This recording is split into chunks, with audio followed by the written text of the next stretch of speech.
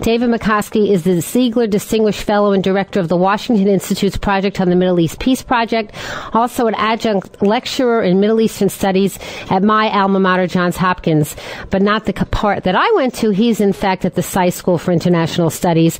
He has a very illustrious biography, and the reason I invited David Makovsky on the show today is because I read a piece that he wrote in which he proposed a solution, a very specific, particular solution to the Israeli-Palestinian land issue that is getting an awful lot of attention. Welcome to the Lisa Wexler Show. David, thank you for being with us today. Glad to be with you, Lisa. Well, I think that I was prescient in asking you to come on the show because perhaps you can tell us from your bird's eye view. Let's go into today's politics. What do you make of what's going on in Egypt? Well, we're all glued to the television and, news reports that keep coming in. We're in the middle of a very fluid picture, of course. President Mubarak just went on television a few minutes ago saying he would not run again. But then, you go to the crowds at the square and they say, leave, like they want him to leave now, which he doesn't want to do. So there's still this tug of war that'll go on. But I would argue that the key is the role of the Egyptian military. We're obviously in the middle of a moving picture here. I think anyone who tells you they know how this is going to end is not being accurate, because we're in the middle of this. Mubarak has said a few minutes ago on television, on Egyptian state television, that he will not run for another term.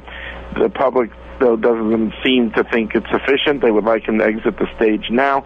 I think the question is, how critical is that point, whether he leaves in September or leaves now in February? It's unclear. I think the most important thing from America's point of view is how the Egyptian military is perceived. They have looked on this during this whole crisis. They've looked very good because they didn't fire on the protesters, and they seem more as the servants of the people than they do an extension of Mubarak. And I think they have a key role to play in guiding the transition. So it's very important, in my view, to follow the military. And I think the U.S. is using a lot of private contacts.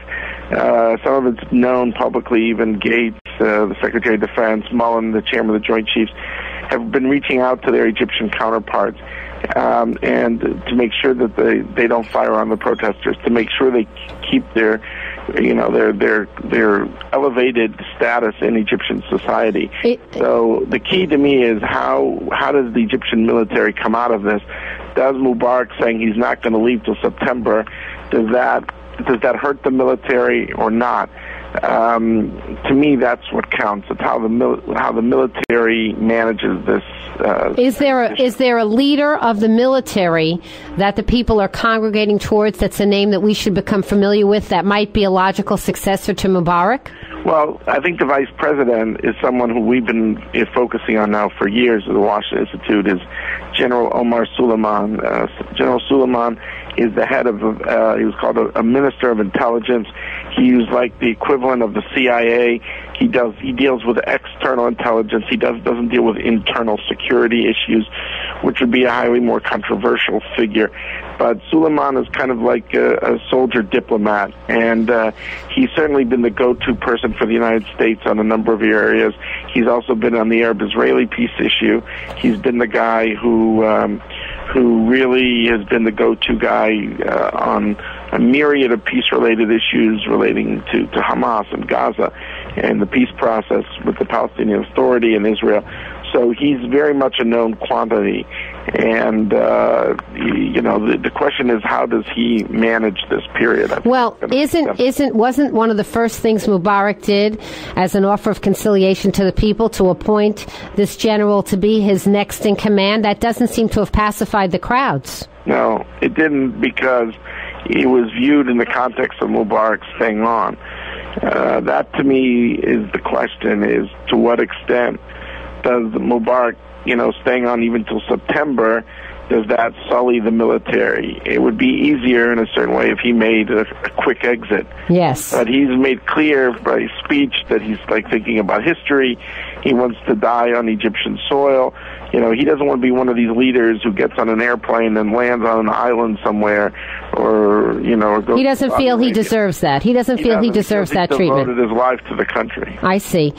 You're listening to the Lisa Wexler Show. Our telephone number is 203-845-3044, and we're speaking with the distinguished Middle East affairs person, David Markov, who's written countless books and essays and really has been right there in the Middle East for much of his life. David Makovsky. So, David, without having to be an oracle about what happens here, what do you think in the moment of right now, how do you feel that President Obama's and his administration is being viewed by our friends in the world? Because I question whether or not we're being viewed as a very good friend, given that it was last Friday that President Obama was already out there talking about a transition. Yeah. Look, you raise a crucial question. And, we won't know the answer to this for a long time. The U.S. was trying to walk the tightrope between, trying to tell the Muslims everywhere that the U.S. is on the side of freedom after they take that first huge leap. But at the same time, anything the U.S. says is too much for Arab allies of the U.S., be it in Jordan, Saudi Arabia, and elsewhere. So I think the U.S. has, said whatever we've said now publicly. We're now into more backgrounding in this and to getting into private channels like the Wisner visit. Right, I saw Wisner, that. To see Mubarak, working the military channels on all levels. I think, this is always a very rough thing to say, and there will be, if this doesn't turn out well, there'll be a lot of criticism of Obama, that he was out in front too much.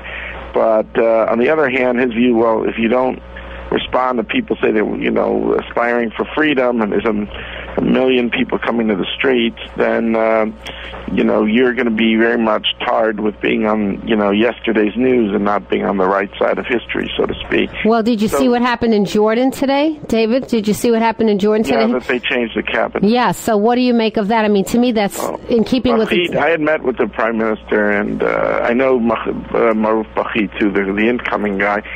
I think they wanted someone who was seasoned in the case of Maruf Bahi, and someone who the public feels is, someone who's...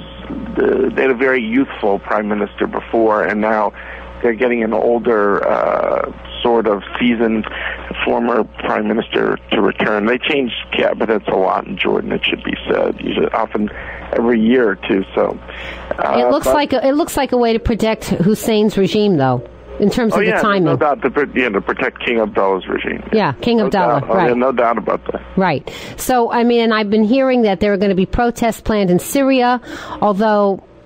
I mean, again, Syria, it seems to me, was ruled by a different kind of dictator than Egypt, but this kind of wave of mass protests is just engulfing the Arab world right now. Yeah, we don't know where this is going to land. We started with a Jasmine Revolution. They call it now the Lotus Revolution. The New York Times website asked me to write a short piece, which I did. It's in today's website. It's called Room for Debate, and there's 6...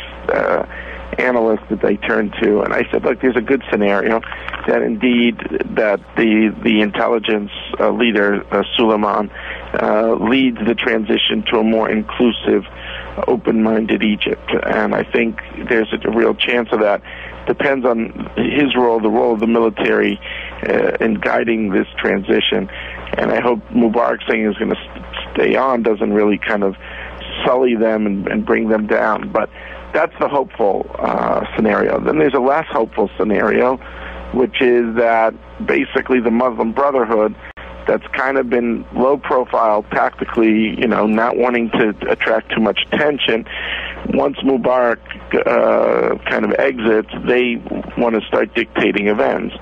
And then, to quote Yogi Berra, you don't want this to be deja vu all over again. The Iranian Revolution of 1979, there were a lot of liberal elements in the forefront of that.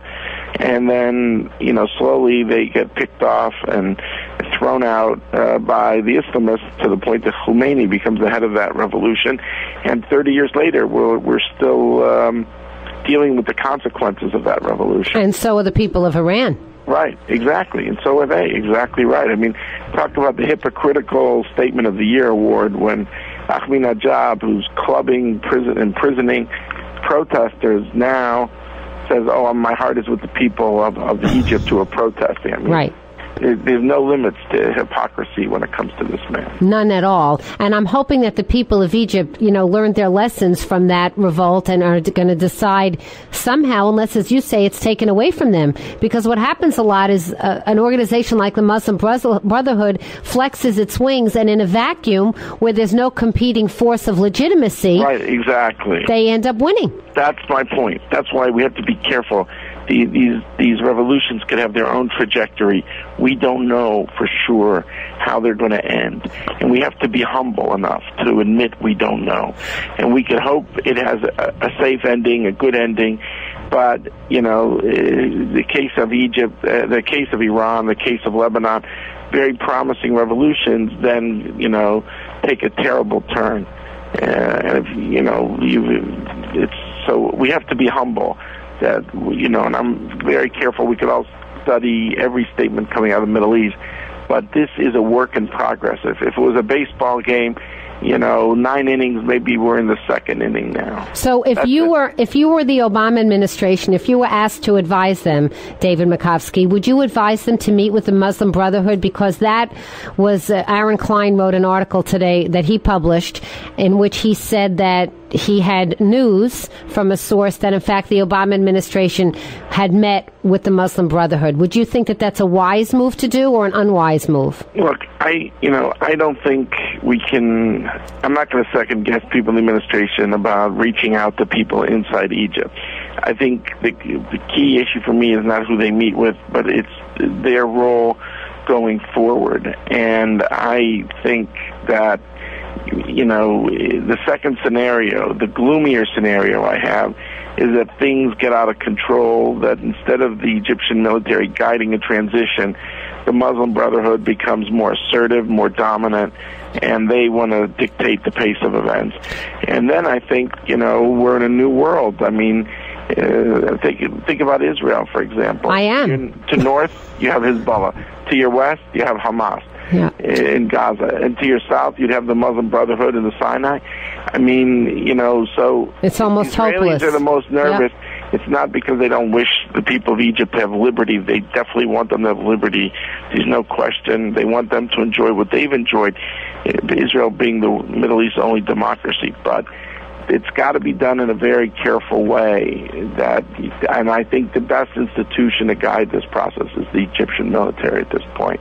And to me, that's the key. If the military's image is sullied, if they lose their role as the convener of this transition, then I'm worried that the Muslim Brotherhood will emerge only because they're the most organized. And we can talk all we want about Twitter and then Facebook and all this stuff, and it's great, and we're all thrilled.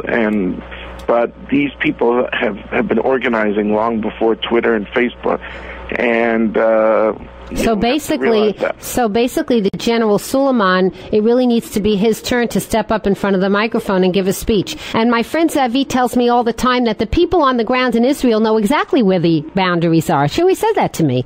Shuri said, we know what neighborhood should be in and what should be out. The politicians just have to get with it and do it already.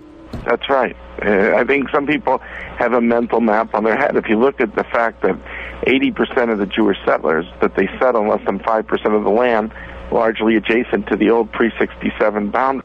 And, there was one group called the Geneva Group that did something, but I think that there's options here that could give dignity for both sides. For the Palestinians, that they could say we're going to get no less than what Egypt got in the 1970s, and for Israel, that they could keep up to 80% of the settlers who, like I said, live in 30%, in 5% of the land, largely adjacent to the old 67. Well, listen, the truth is that there are always going to be fanatics on either side of the desk that are not going to be happy with any peace settlement. Right. But that, you know what? That's not the name of the game. The name of the game is for the majority of the people to have peace. That's right.